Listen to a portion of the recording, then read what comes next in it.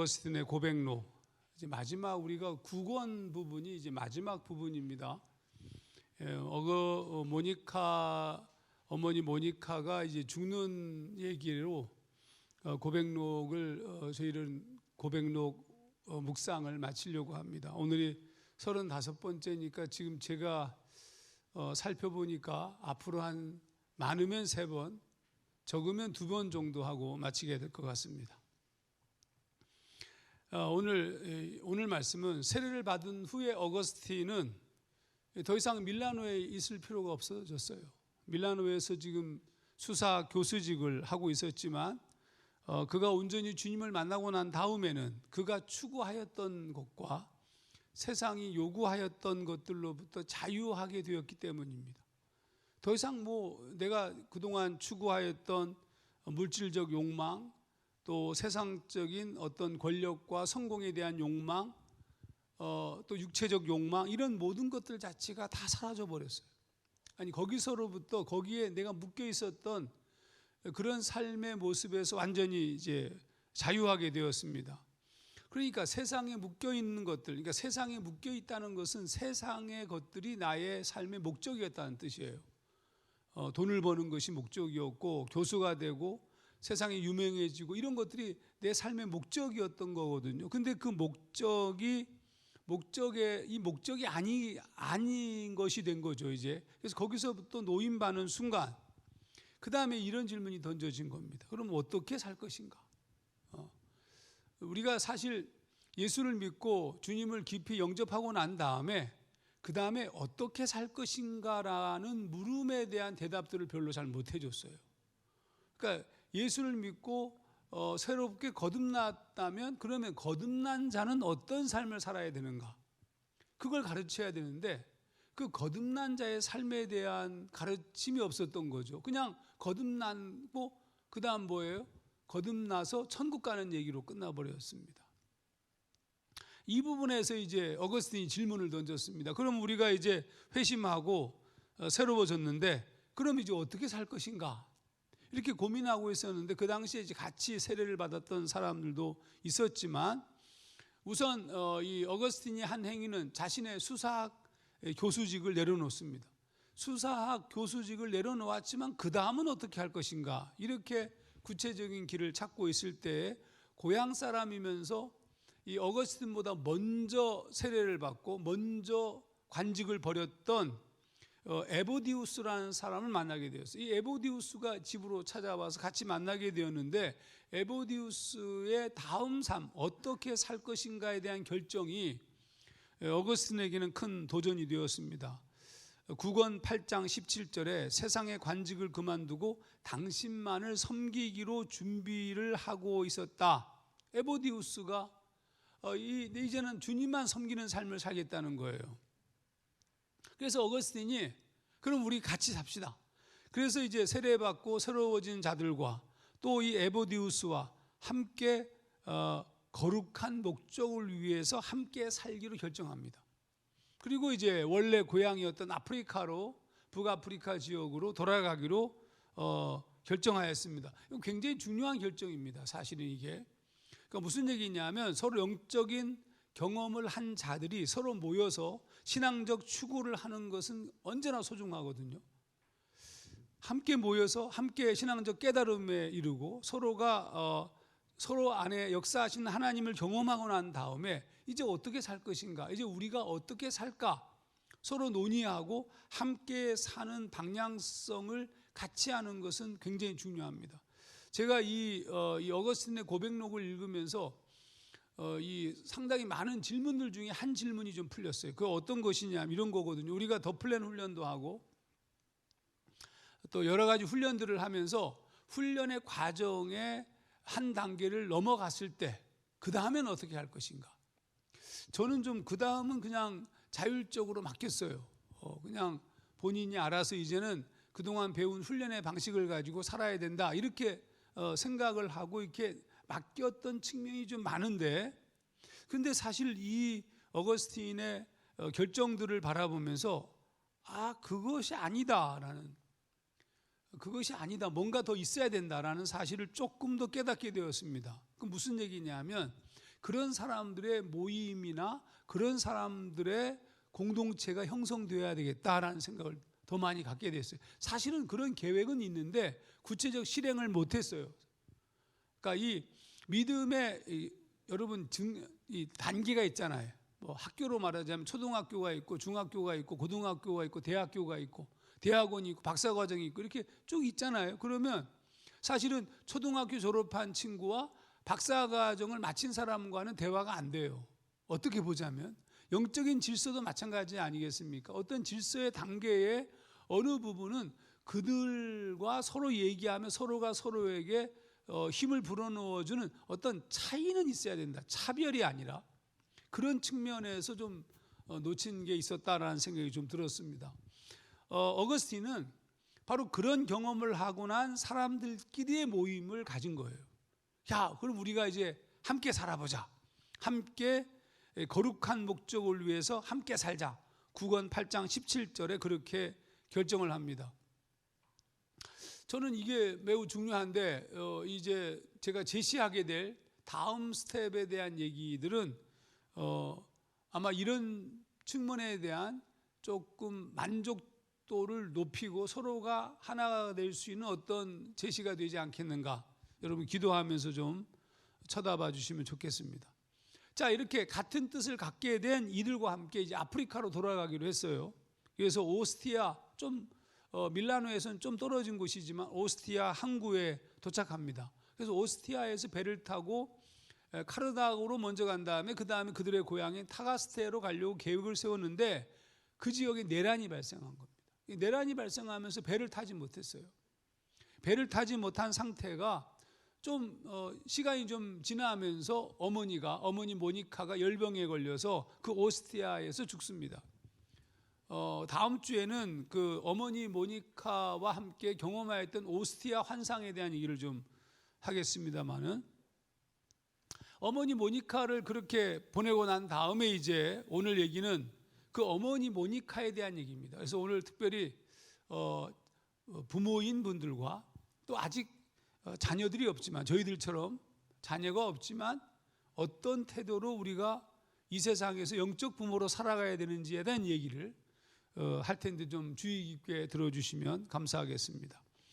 우선 어머니 모니카에 대해서 어거스틴이 뭐라고 얘기하냐면 어거스틴은 사실은 어머니 모니카 없이는 설명이 안 돼요. 어머니 모니카가 없었다면 어거스틴도 없었다 이렇게 봐도 틀리지 않습니다.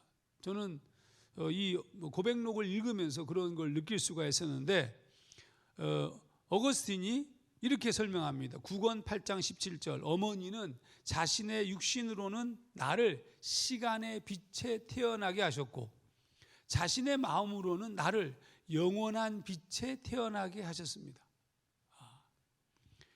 그러니까 어머니 모니카는 어거스틴의 육체의 어머니지만 동시에 영적인 어머니셨다는 겁니다.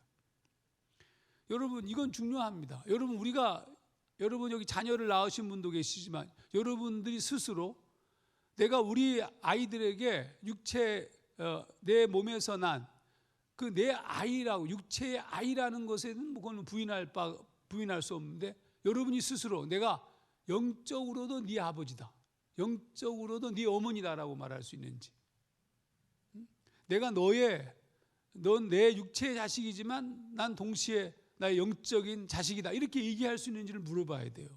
그런데 지금 어거스틴이 지금 그 얘기를 하고 있는 거예요. 어거스틴이 내 몸이 시간의 빛, 즉 육체적으로 어머니가 나를 태어나게 하셨지만 동시에 영원한 빛에, 이거는 영적인 거거든요. 영원한 빛에 태어나게 하셨습니다. 그러므로 영적인 어머니라는 뜻은 어머니가 하나님의 영의 통치를 받는 어머니였다는 뜻입니다. 영의 통치를 받는 어머니, 그러니까 어머니가 단순하게 내 어머니가 아니라 동시에 영적인 어머니였다는 거예요. 오늘 우리가 주의해야 될 부분입니다. 여러분 우리가 지금 단순하게 어머니가 아니라 단순하게 아버지가 아니라 영적인 어머니, 영적인 아버지가 되어야 된다는 거죠. 이건 굉장히 심각한 문제예요. 그래서 이 자녀들로부터 부모님이 영적으로 인정받지 못한다.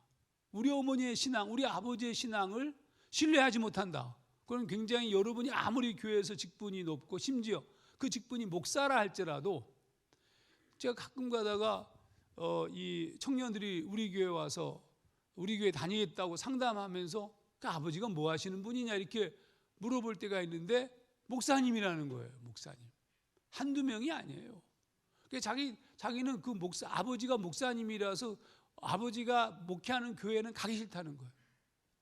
그래서 우리 교회 왔다는 게 정말 제가 그때마다 제 속으로 무자식이 상팔자다 이렇게 속으로 얘기를 해요. 아니 생각해 보세요. 내가 지금 내 자식을 키우는 내 자식이 우리 교회 안 나오고 옆에 성일교회 간다고 생각해 보세요. 이거 정말 등골이 오싹해요.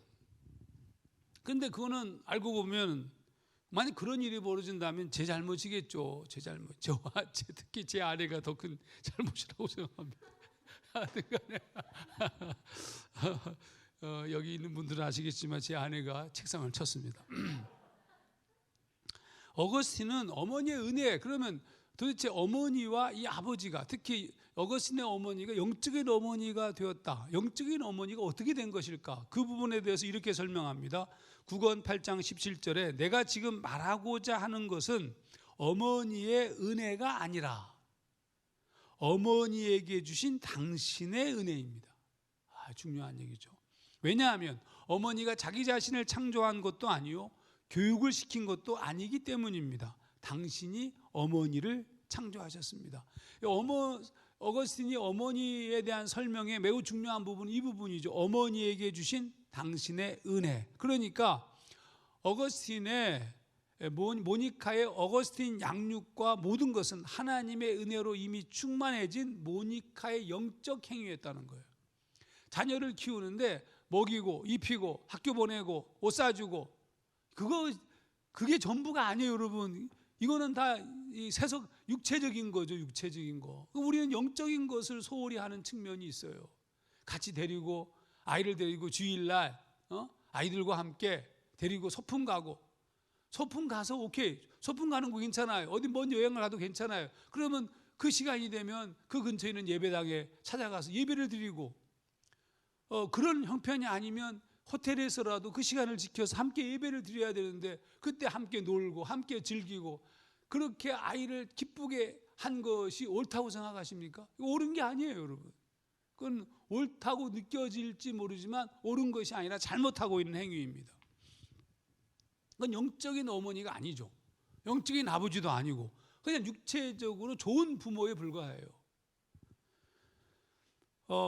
모니카는 그 삶 자체가 하나님의 은혜를 누린 자로서 어머니였다는 뜻입니다. 그러므로 어거스틴에게 어머니 모니카는 세상이 쫓는 육신의 어머니가 아니었습니다. 여기서 육신의 어머니란 아이를 낳은 것만이 아니라 육체적 관심사로만 양육을 한다는 의미에서 그렇습니다. 세상이 말하는 성공과 번영을 가르치고 그것이 삶의 목적인 것처럼 가르치는 어머니를 말하는 거예요. 그러나 모니카는 영적인 어머니였습니다. 그녀의 관심은 그가 교수가 되고 유명해진 데 있는 것이 아니라 아들 어거스틴이 하나님을 알고 예수를 믿는 데 있었어요. 그게 전부였어요. 그게 전부. 제가 더 말씀을 나누기 전에 이런 질문을 할 수 있습니다. 그러면 하나님을 알고 예수를 믿는 게 전부입니까? 왜 이게 우선순위입니까? 라고 묻는 분이 계실지 모르겠습니다. 하나님을 알고 예수를 믿는 것이 근본이기 때문입니다.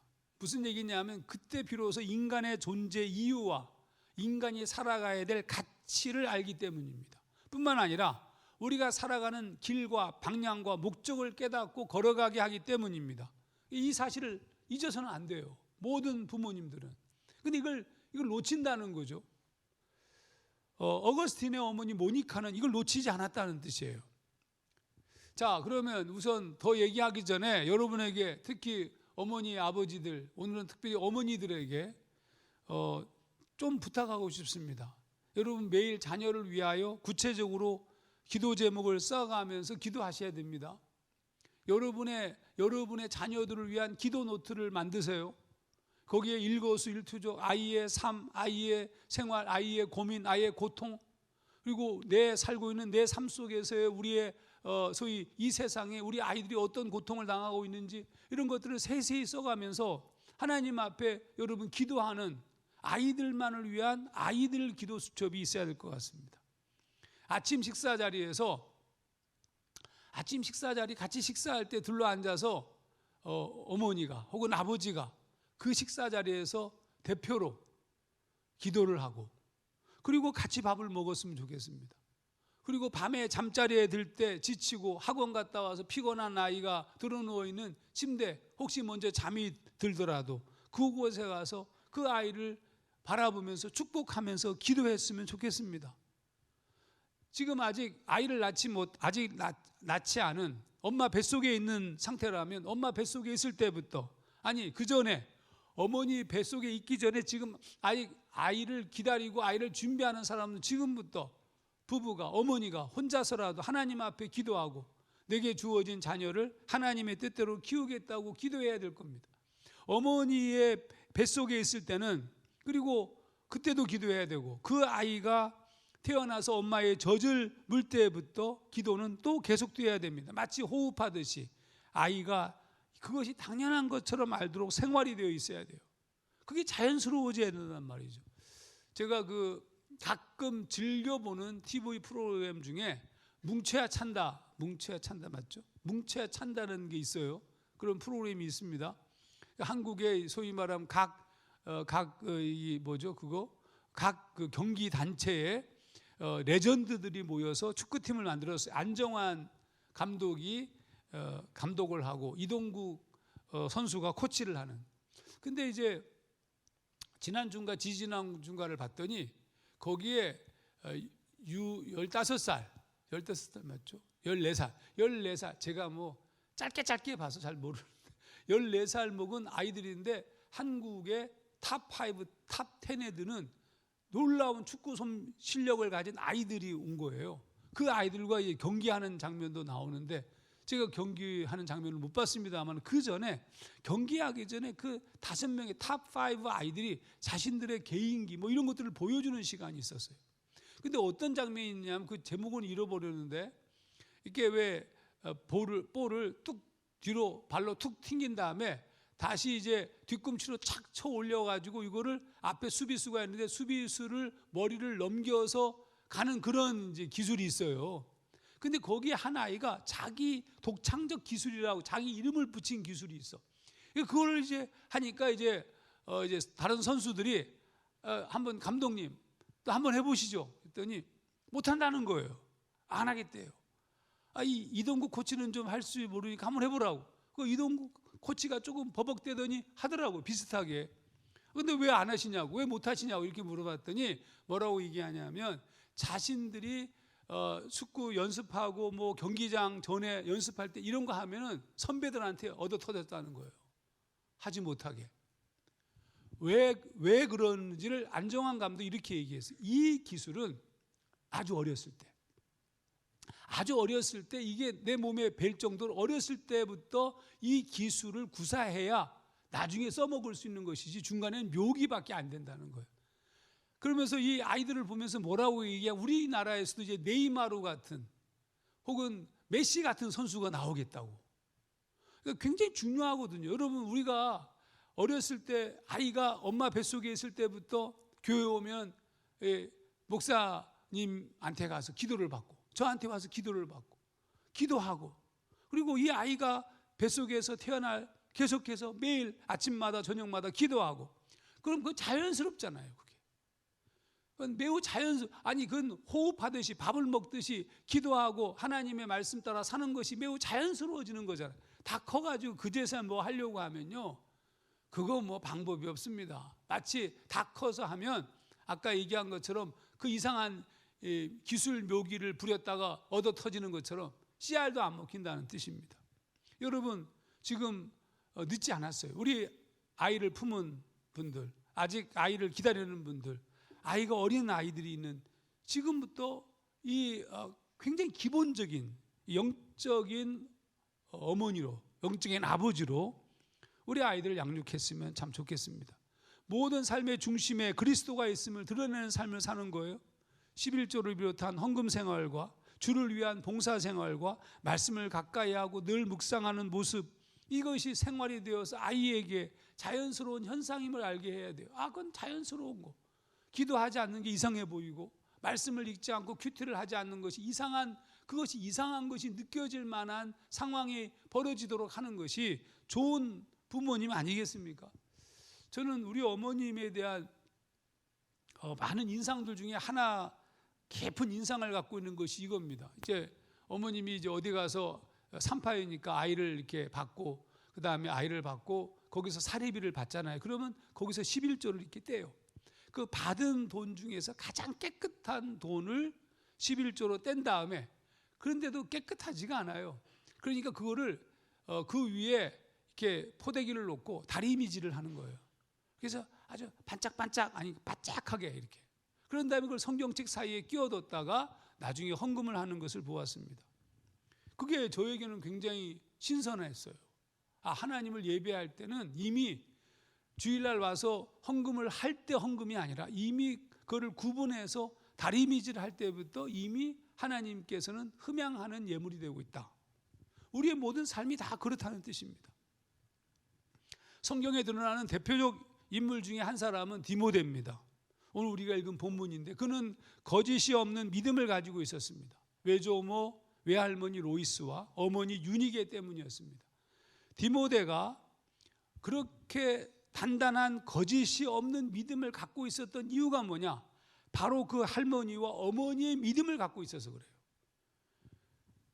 디모데후서 1장 5절을 공동번역으로 읽습니다. 나는 그대의 거짓 없는 믿음을 생각하고 있습니다. 그 믿음은 먼저 그대의 할머니 로이스와 또 어머니 유니게에게 있었던 것입니다. 그리고 그대도 지금 그 믿음을 간직하고 있다는 것을 나는 확신합니다. 그러니까 디모데의 믿음은 어머니와 할머니의 믿음이에요. 그 어머니와 할머니의 믿음을 갖고 있다는 뜻이에요. 그러니까 여러분 우리들의 자녀의 믿음은 여러분의 믿음과 관계가 있어요. 여러분의 믿음을 자녀들은 그냥 계승하는 거예요. 어떻게 보자면.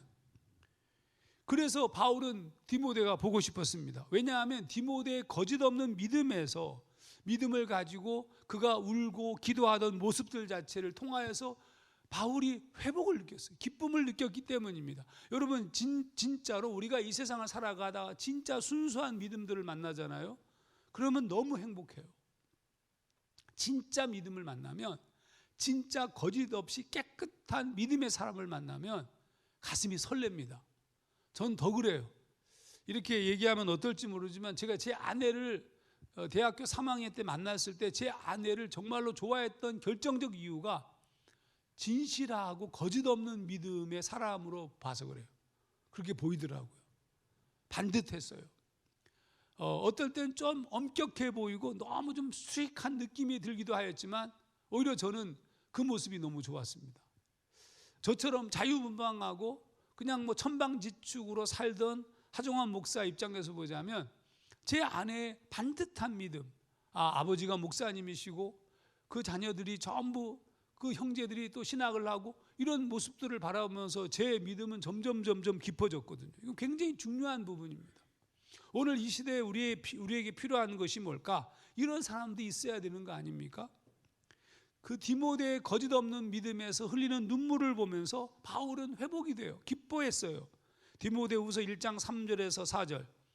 나는 밤낮으로 기도할 때마다 그대를 기억하면서 하나님께 감사드립니다. 여러분 이 말씀의 뉘앙스를 잘 보세요. 이 뉘앙스가 디모데를 생각하면서 하나님께 디모데 같은 존재를 주셔서 감사합니다. 이런 뜻도 있지만 좀 더 있지만 그대를 기억할 수 있다는 것이 감사하다는 뜻이에요. 내가 너와 같은 사람을 내가 알고 있다니. 나중에 이제 디모데를 뭐라고 부르냐면 디모데후서 1장 2절에 사랑하는 아들 디모데라고 부르거든요. 야, 네가 내 아들이라니. 영적인 아들이죠. 그래서 그 아름다움을 생각하는 것만으로 감사한 거예요. 여러분 그렇잖아요. 진짜 여러분의 어머니를 생각하는 것만으로 감사하잖아요. 정말 좋은 어머니. 내가 정말 좋은 친구를 생각하는 것만으로 기쁘잖아요. 그런 얘기예요 지금. 디모데를 생각하는 것 자체, 기도하면서 디모데가 기억이 나. 그게 하나님께 감사한 겁니다. 계속 읽겠습니다. 나는 내 조상들과 마찬가지로 깨끗한 양심을 가지고 하나님을 섬깁니다. 나는 그대가 눈물을 흘리던 일을 기억하고 있기 때문에 그대를 만나기를 간절히 바라고 있습니다. 만나게 되면 내 기쁨은 더할 나위 없이 클 것입니다.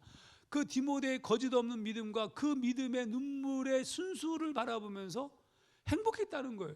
그 맑고 깨끗한 영혼을 만나는 순간 내가 정화되었다는 뜻이에요. 사실 여러분이 어떻게 볼지 모르지만 제게 기도 제목이 여기에 있습니다. 저의 기도 제목도 내게도 디모데 같은 믿음의 자녀가 있기를.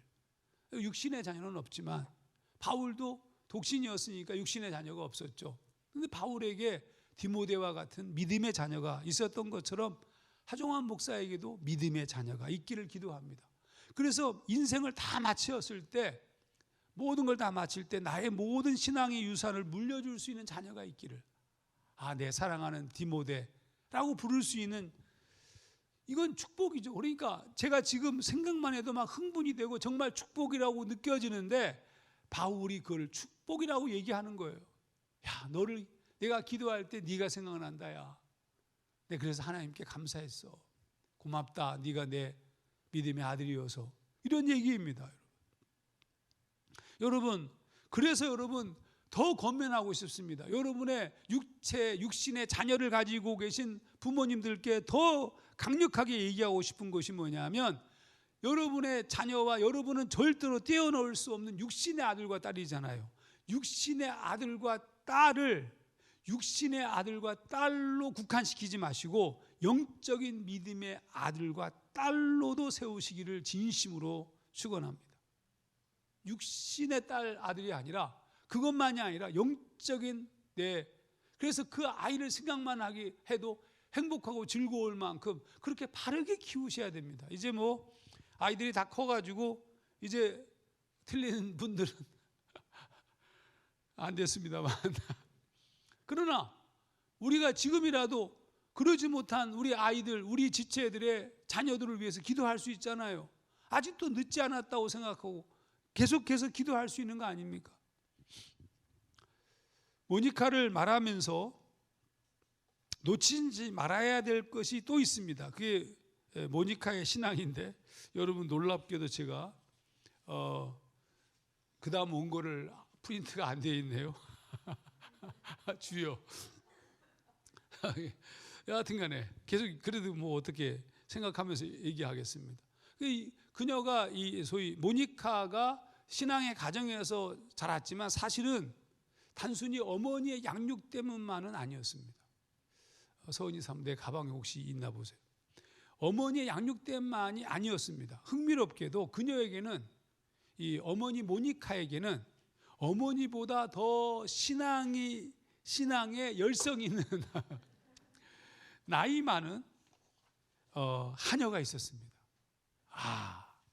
근데 놀랍게도 그 나이 많은 하녀가 어머니 모니카의 좋은 신앙의 교사였습니다. 여러분, 하녀가 가정교사였다? 좀 이상하게 들리겠죠. 근데 그게 아니고 로마 시대를 비롯해서 이전의 시대 오랜 시간 동안에 종이나 하인이나 노예가 교사 역할을 했습니다. 이게 무슨 뜻이냐면, 이게 정복 전쟁을 나가잖아요. 그래서 정복해서 돌아오면서 거기 피정복 국가, 정복된 그 국가들의 좋은 선생도 있을 수 있고 학식이 높은 학자도 있을 수 있잖아요. 근데 그들은 전부 노예로 잡아오는 거거든요. 그 노예로 잡아와서 그 학식이 높고 성품이 좋은 사람들을 소위 말하면 가정교사로 썼어요.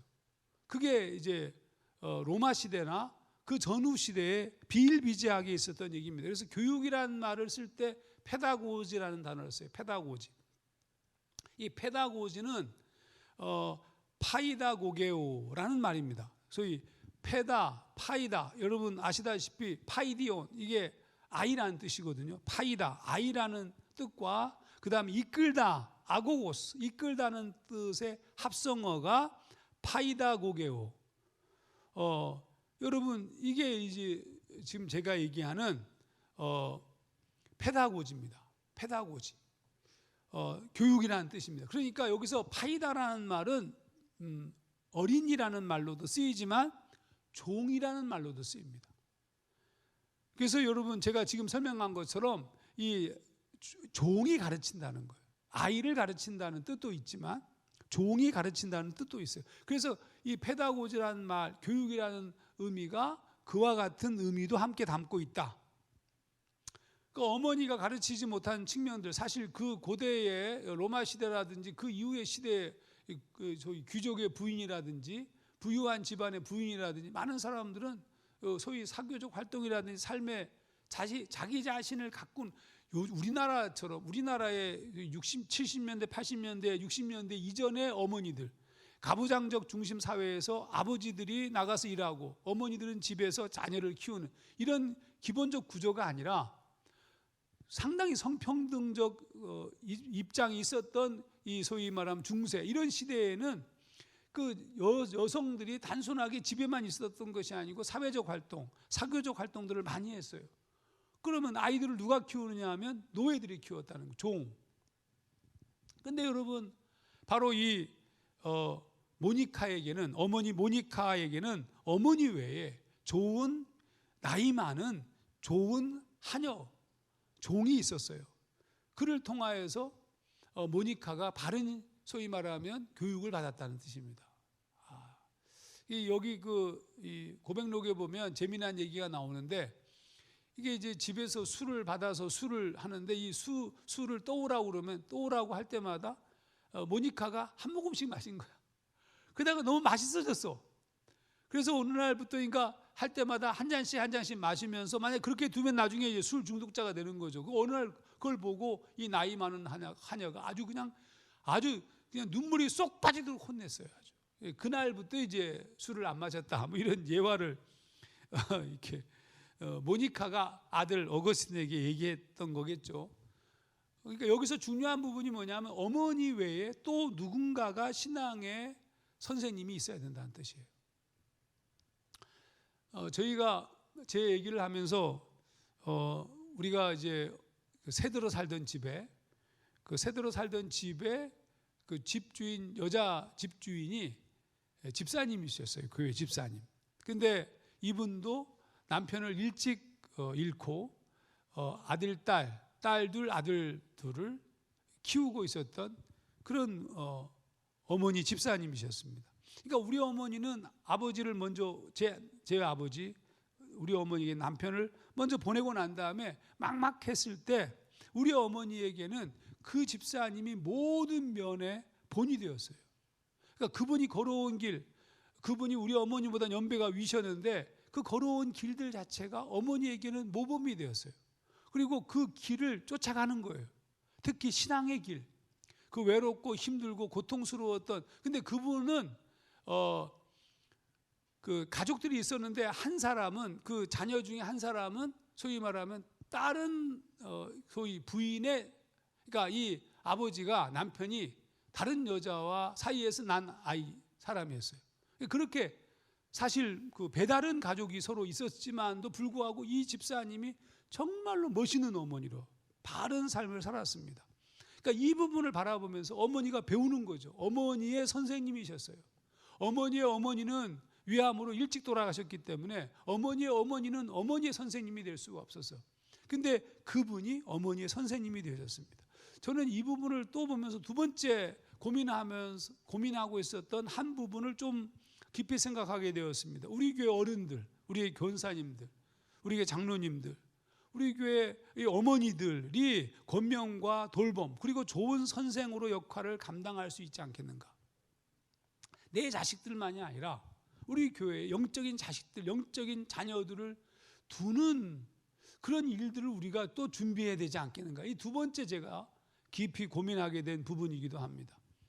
말씀을 마치겠습니다. 어거스틴은 하루아침에 이루어지지 않았습니다. 목숨을 걸고 기도하던 어머니 모니카가 있었고, 모니카에게는 신앙으로 양육하던 어머니와 믿음의 어머니가 있었습니다. 어거스틴은 그렇게 해서 드러난 겁니다. 이제 22년이 된 우리 교회, 10년 넘는 동안에 2008년 11월부터 시작한 큐티밥을 10년 넘게 계속 써오는, 지금 내년쯤 되면은 우리가 성경 66권을 전부 다 큐티를 마무리할 것 같아요. 지금 기세로 보자면. 그런 오랜 시간 동안의 말씀 양육과 더 플랜 훈련 등으로 하나님 앞에 정결하게 선 믿음의 사람들이 우리 교회에 이제 존재하게 되었어요.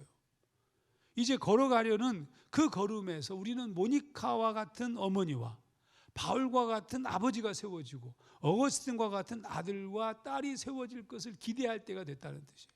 우리의 신앙 자체를 우리 자신으로만 이렇게 국한시키지 아니하고 어떻게 믿음의 자녀들을 어떻게 세울 것인가, 또 믿음의 어머니 아버지를 어떻게 만나게 할 것인가, 교회가 해야 될 매우 중요한 부분이 아닌가라는 생각합니다.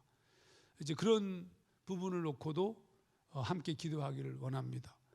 어거스틴 이름만 들어도 참 좋습니다. 사실 어거스틴은 저는 개인적으로 동질감을 갖는 사람이 두 사람이 있는데, 한 사람은 어거스틴과 한 사람은 바울이야.